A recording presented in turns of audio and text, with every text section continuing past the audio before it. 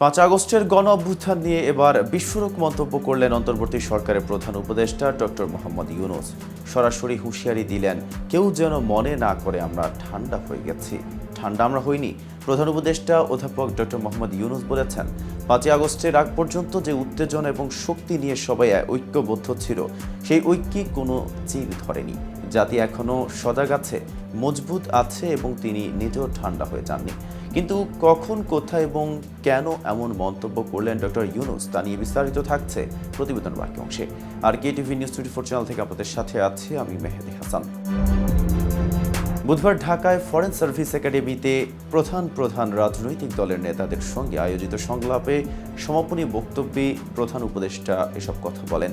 অধ্যাপক ইউনূস বলেন, আমরা সেই জাতি যে জাতি 5 আগস্ট স্বৈরাচারী সরকারকে বিদায় করেছে, সেই জাতি এখনও সজাগ আছে, ঐক্য মজবুত আছে এবং এই মজবুত ঐক্যের বিষয়টি দুনিয়ার সামনে তুলে ধরতে চাই।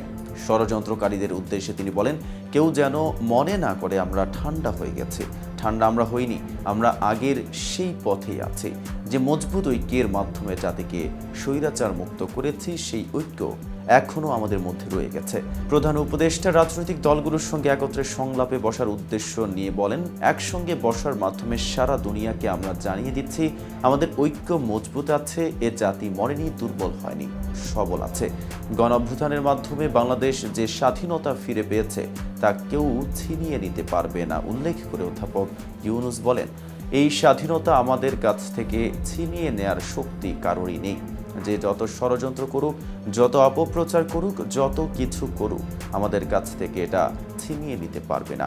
কারণ আমাদের রক্ত এখনো শুকায় নাই। আমাদের দেয়ালে দেয়ালে যে লেখাগুলো আছে সেগুলো পড়েন, সেগুলো এখনো মুছে যায়নি, তক করছে। সেটা আমাদের বুকেও তক করছে। কাজে আমরা সেই শক্তিমান জাতি যারা লড়াই করবে। রাজনৈতিক নেতাদের উদ্দেশ্যে প্রধান উপদেষ্টা বলেন যে কোনো দেশে নানা মত, নানা পথ থাকে, কিন্তু দেশের স্বার্থের বিষয়ে কোনো ধরনের মতভেদ আমাদের মধ্যে নেই। 5 আগস্টের পর থেকে একত্র হয়ে চলছেন, সেই একতা, মজবুত ঐক্য এখনো রয়ে গেছে এবং থাকবে। এদিকে সরকারের কাছে সব দলকে নিয়ে 2 বছরের জন্য জাতীয় সরকার গঠন ও 6 মাসের জন্য সভা সমাবেশ নিষিদ্ধের 2টি প্রস্তাব রেখেছে গণ অধিকার পরিষদের একাংশের সভাপতি নুরুল হক নূর।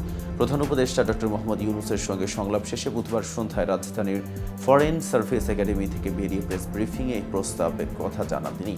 নূর বলেন, বাংলাদেশের 53 বছর ইতিহাসে আজকে একটি নতুন অধ্যায় রচিত হয়েছে। দেশের স্বার্থে জাতীয় ঐক্য এবং সংহতি প্রতিষ্ঠার লক্ষ্যে সর্বদলীয় সভা এই অন্তর্বর্তী সরকার করেছে। এর আগে কোনো সরকার এটি করতে পারেনি। দেশের বিরুদ্ধে প্রতিবেশী রাষ্ট্র ভারতীয় গণমাধ্যমে সংঘবদ্ধ অপপ্রচার এবং প্রোপাগান্ডা রুখে দিতে দেশের সর্বস্তরে গণমাধ্যমের সহযোগিতায় একটি ক্যাম্পেইনের জন্য সরকারের সঙ্গে আলোচনা হয়েছে বলে জানান তিনি। আজ এ পর্যন্তই। সারা দেশের নিত্য নতুন সকল আপডেট পেতে কেটিভি নিউজ 24 এর সাথেই থাকুন।